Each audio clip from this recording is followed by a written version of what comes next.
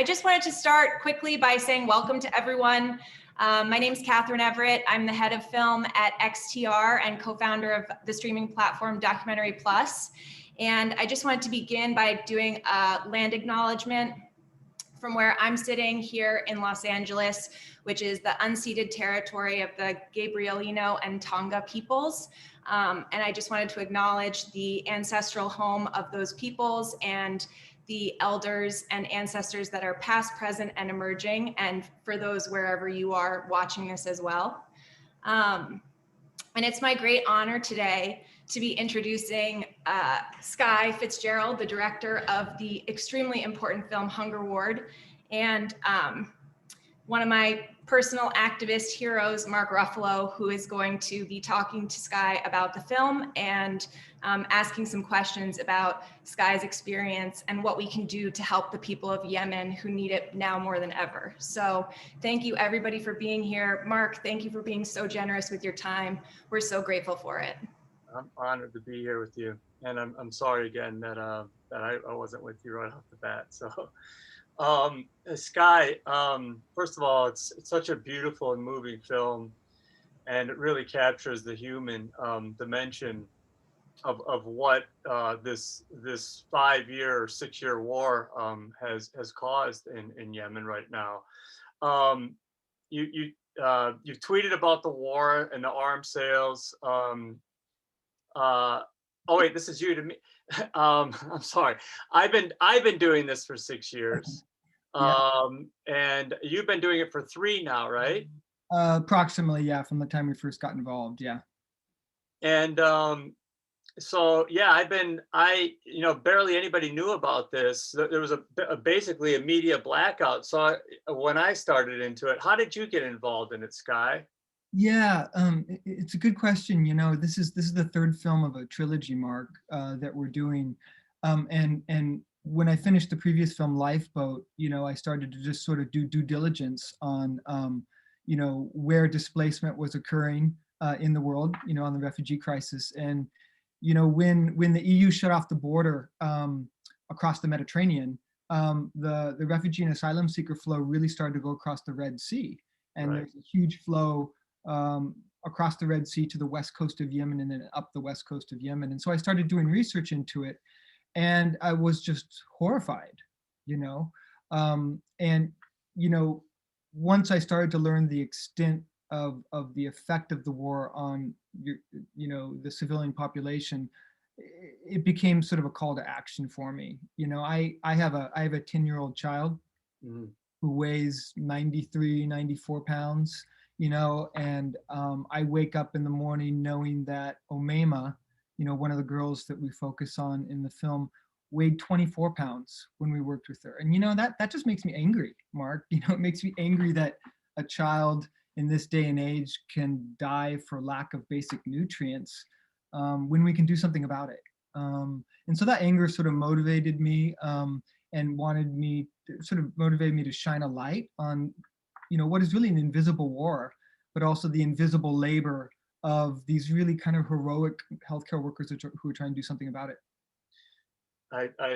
It's shocking to see. It's shocking to know that it's happening and that it's going on right now. I mean, we're in a fever pitch there with it now. Listen, a lot of the folks that are joining us probably don't know very much about how this war started, who started it, you know, what it's about. I mean, maybe you could give us just a quick, brief overview to let folks know what's actually been going on in Yemen and how long and how it started and who started it. Yeah, and I know you know that background as well. You know, I remember the video that you did 3 or 4 years ago, you know, about the US complicity in the war. So basically, I'll just start in 2014. In 2014, a group called the Houthis, also known as Ansar Allah, which their region traditionally is in the far north of Yemen, they moved south and took the capital of the country, Sana'a. And they are a Shiite group, and Saudi Arabia to the north, of course, is Sunni. And so Saudi Arabia saw this as, in part at least, a danger to their territorial integrity, regardless of whether it's true or not. And so they decided they were going to begin an air campaign against this Houthi group and started just a vicious air campaign of bombing both military and non-military targets throughout the north of the country, which has resulted in tens of thousands of deaths and continues to this day. And so they thought it would be an easy, quick campaign. It wasn't, of course. 2 weeks. Yeah, that's right. They thought weeks, right? And now we're 6 years in, and they've essentially lost it militarily, right? It's a war from the sky for them. And so the U.S. at that point, before Saudi Arabia initiated that, they went to the Obama administration and said, "We're going to do this. We want your support."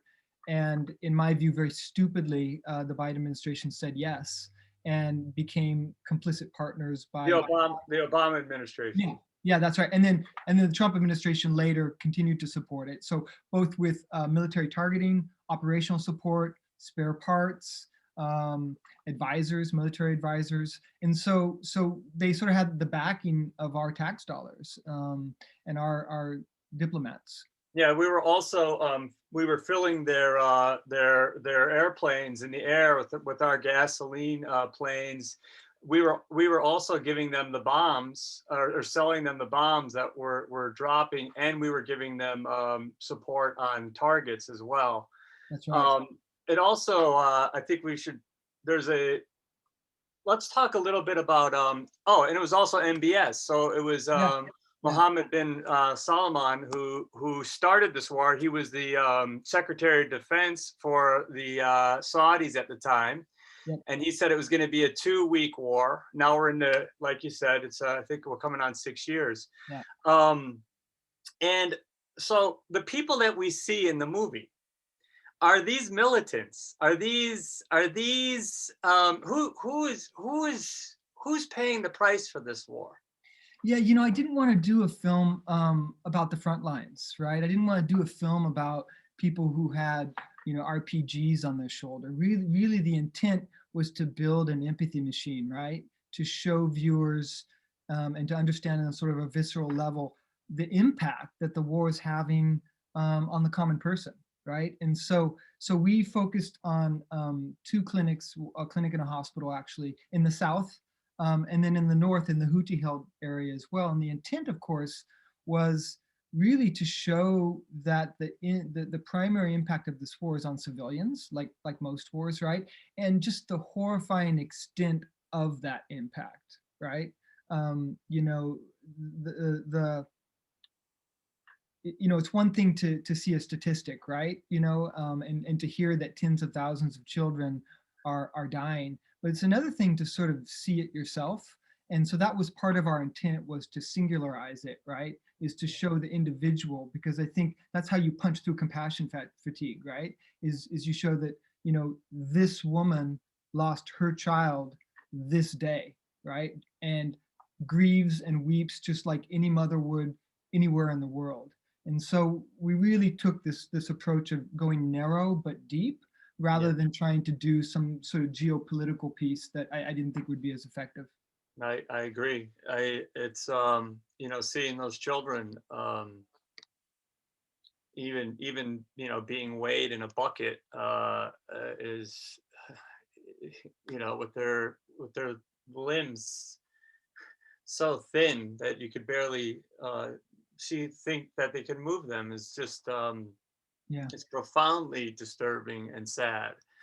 And what was remarkable to me was, and what's remarkable about this war and who's suffering from it, is 80% of the population is in that northern part of the country, and that is that's the place that's being cut off right now. There's a embargo right now, or there's a blockade that has banned air, land, and sea. I think that's another dimension of this, that and there's $73 million sitting there that the Obama administration had earmarked for food and services that Trump stopped from getting to them, urged by the UAE and the Saudis, right? Yeah. So we have a lot of Americans right now that are running to try and get food there. But the fact of the matter is there's a blockade that's keeping aid from even getting into the country. It's not like there's no one that wants to help. I mean, there's so many agencies around the world that are trying to get in there, right? Isn't that true? Yeah, yeah, there is, and it's a real issue. You know, like you noted, there's an air blockade which has been in place for 5 years now, right? So the primary airport for the country in the north is Sana'a, and the Saudis control the skies with our help. And so you know, the only plane that can land at that airport, right, is a UN plane if the Saudis say they can. So when we were in the north in Sana'a for a week or so in that city, you know, they were putting up um, uh, chronic people with chronic diseases, right? Who needed dialysis, for example, right? But Yes, there's for not enough kidney disease. dialysis machines. So they were literally putting them up in the hotel in the hope that at some point the Saudis would say, okay, we're going to allow this person who's about to die of liver cancer or kidney disease, as long as you let us go out. And so people are dying from all sorts of causes, not just famine, because the Saudis won't lift that air blockade. It's really a horrific situation, and it's something that is, you know, imminently revertible, right? We can change that, right? And there just hasn't been enough political pressure to force Mr. Bonesaw to do it. Well, there's been absolute. I mean, even as Biden's come in, his State Department hasn't made a statement at all about it. Hasn't asked them to lift that blockade, have they? That's right. They just made that one statement, which was important, granted, you know, about ending offensive operations, which they haven't fully clarified yet, right? So No. we don't really know what that means. And if you're tracking it, you know, the airstrikes are still happening. The airstrikes haven't stopped yet. So there needs to be more political pressure, and you know, that's why I really thank you for being here today to lend your voice to this, because I know you've done it in the past, and I feel like we just have to keep the pressure up right now until that blockade is lifted, because that's the next significant step to Yes. more people surviving the conflict. I know there's folks that are already trying to get aid in there, but a concerted effort to the State Department and to the Biden administration on social media or whatever, however you want to do it, to ask the Saudis to lift this blockade would be a huge thing right now, which hasn't come to pass, right? Yeah, agreed. You know, we were having a conversation yesterday about how when Darfur happened, you know, part of what sort of got people involved, civil society engaged on that issue, was exactly what you described, right? It was college students to a great extent, really getting engaged and starting to pressure public officials and university administrators and government officials to act. And that's really what we need now, right? We really need to engage civil society fully to say enough is enough. This has to change. And it's actually a situation we can successfully intervene on, right? The famine in Yemen is human caused. And because it's human caused, we can end it, and we ought to. Why who is suffering the most there? Children, you know, children, because this has been going on for over 5 years now. You know, there are mothers in Yemen who give birth at 60 pounds. They are 60 pounds when they give birth, right? So think about what that does to a child in utero, right? If the mother's 60 pounds, that child is going to start their life before they're even born at such a disadvantage, with stunting, with cognitive issues, with just so many issues that puts them at such a disadvantage. And so there's a whole generation of children now that have been born in Yemen, who were born into famine, right? And born with nutritional deficiencies, which is going to affect an entire generation of folks. So it's really the most vulnerable in Yemen who are bearing the brunt of the conflict most directly. And how can this possibly continue to go on? You know, you've probably heard the term. This is often called, you know, the forgotten war, right? I think that's accurate, Mark. But I think it's also sort of an invisible war, right? An invisible war that doesn't have to be, but it's actively being buried by the foreign powers that have intervened most directly in the conflict, and that's a real issue. So Saudi Arabia and UAE in particular, right, don't want us to know the horrifying impact that our intervention has had. They don't want people to know that there's a 6-year-old in Amran province who weighs 15 pounds, right? And that's the reality. And Abir, who we show in the film, who weighed 15 pounds, she's one of hundreds who come into that clinic on a monthly basis. And so that, that was also our biggest challenge in doing the film, frankly, was just getting access, because they don't want anyone to tell this story. And that's what motivates us on our little film team, is to try to, like, get it out there and help people understand that this is happening, one, and two, that we can do something about it. I totally agree. And so I just wanted to say that how many people are in danger right now? I don't know that folks really know that. I mean, this is the biggest humanitarian crisis in the world right now, Mm. and we don't know anything about it. But it's 16 million people, isn't it, that are facing starvation? Yeah, it's more than half the population right now, and the UN uses smaller numbers, but the reality is that the UN, frankly, they can't really access a lot of the areas to really see what's going on and get proper metrics. And even though it's somewhat anecdotal, I'll tell you that, having worked in the north of the country in some of the more remote areas, famine, Yemen isn't on the brink of famine. Yemen is experiencing famine, right? Right. And has been for some time. And regardless of whether the most latest data set, shows that clearly, it's happening. So, of the 29 million-ish people who live in Yemen, most recent estimates say that it's over 17 million now who are experiencing famine-like conditions. So it's just staggering. It's just like mind-blowing. And there's a few things so you said it was hard to get in there. They didn't want to let you in there. What were some of the challenges of trying to get in there for you and staying there? Did you feel you were in danger, or did you feel like there was a concerted international effort to keep people from seeing this? Well, there's really, there's a number of issues. One, it's just a conflict zone, right? And anytime that you're trying to work in a conflict zone, there's a multitude of access issues. But it was complicated by Saudi Arabia and UAE's de facto control of the country, really, and the fact they don't want journalists or filmmakers to tell the story, right? Personally, so we had to take this sort of dual visa approach, where we had to work really hard to get visas from the globally recognized government, run by Hadi, which is basically, he's holed up in Riyadh, of all places.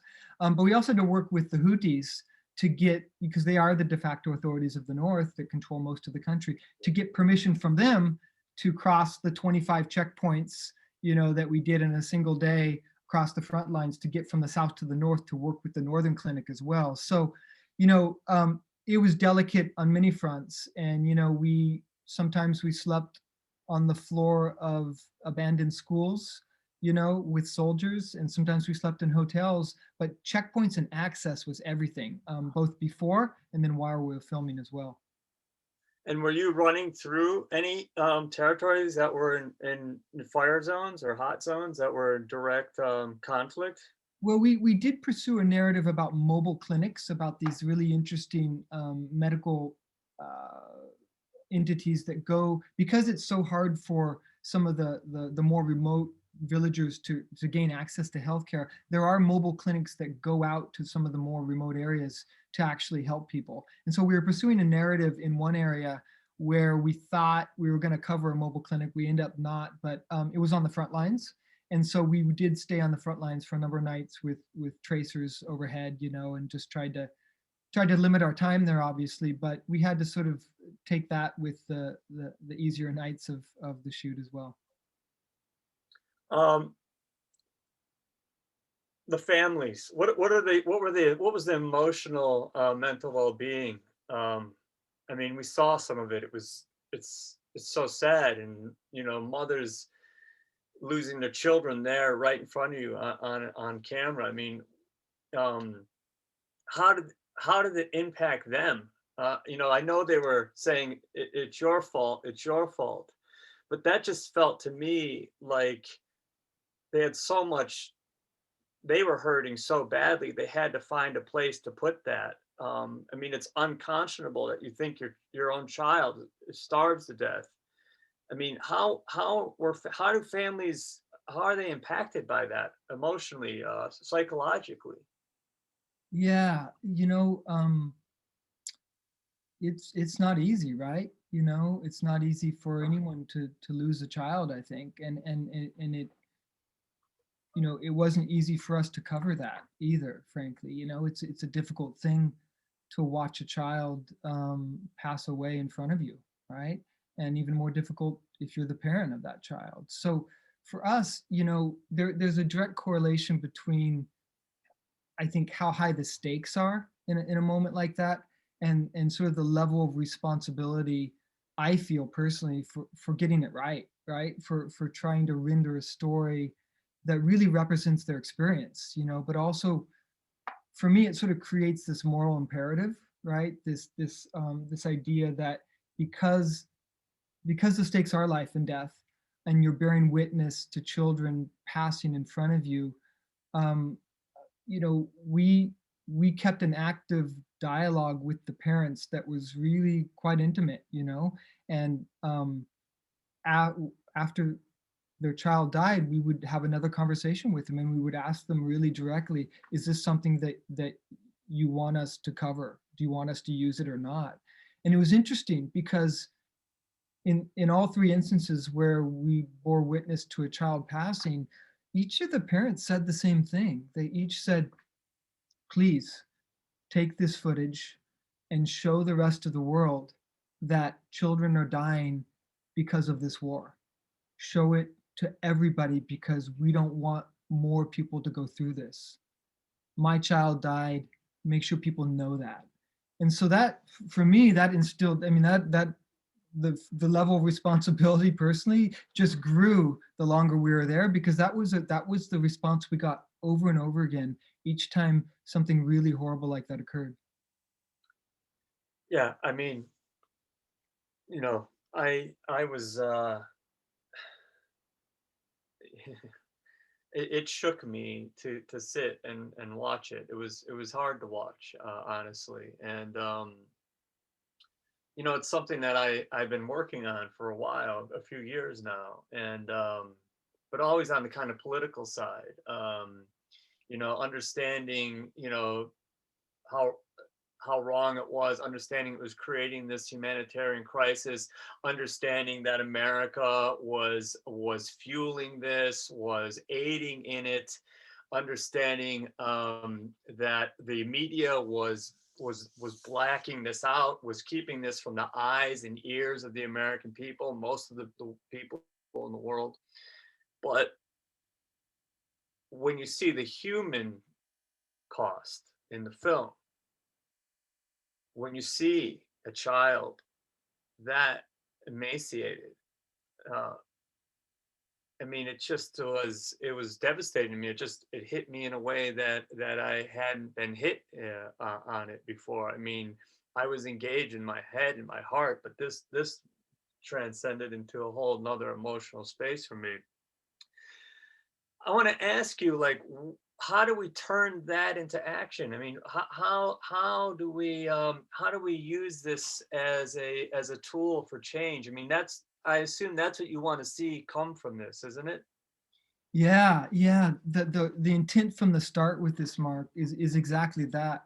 My hope for this film before we even created it was that this would be a vehicle for engagement, right? This would be a way for people, as you noted, to understand what's happening there beyond the statistics, to hit the heart, right?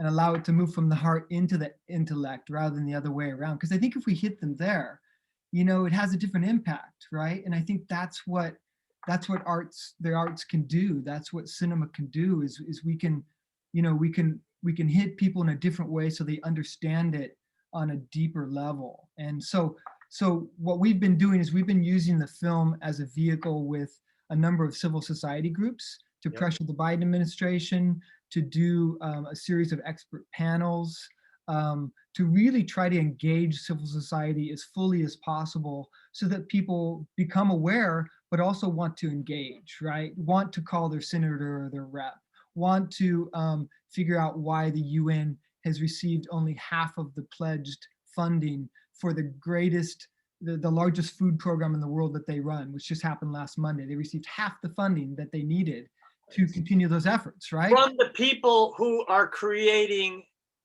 the very crisis themselves. Right. That's the irony, right? You know, and I don't think UAE pledged anything, did they? I mean, I'll have to go look, but I think they fell completely short. They needed $3 billion and they got 1.5, I think. Something. Yeah, got half. Yeah. Got absolutely half. So that's horrible. So what we've done is we've created on our website, hungerward.org, we've created a bunch of tools for people to engage. So one is just a tool in tandem with the Friends Committee for National Legislation, the Quakers group, who has a tool where you can reach out directly to your senator or your rep about US involvement. That's one thing. We have a tool where you can. I saw that just show up in the chat too, yeah, for folks who are watching, and that if you click to the chat, you can see this website. Please go on, guys.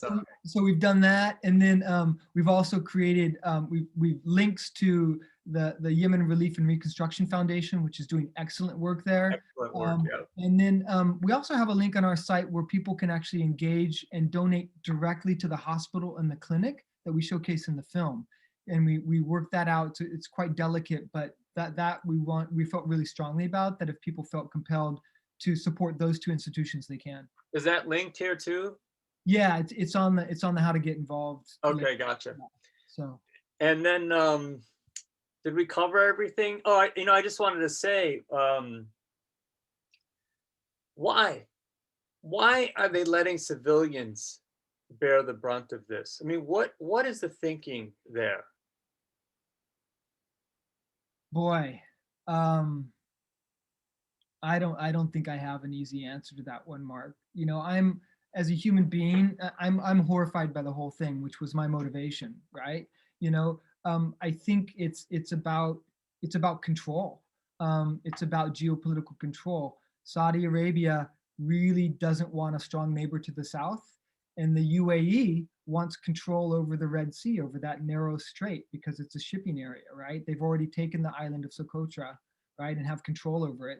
And so it's really this pretty, I think, bloodthirsty take on the region where they just simply want to control the people of Yemen, sadly. Cost be damned. And as sad as that is, I think that's the reality that we're living in. And is it just are we talking about racial cleansing? I mean, are we talking about what happened in Europe, or are we talking about, is this just purely economically driven, or both? Well, I think the conflict goes back, it goes back generations, right? And more than that as well. So there is, I think there is a root in sort of Shiite and Sunni conflict, because the Houthis are Shiite, so it does go back for a longer period. But what I walk away with is that every colleague I have in Yemen and everyone that we met when we were filming there, when they were asked, how does this war end, right? How do we stop this?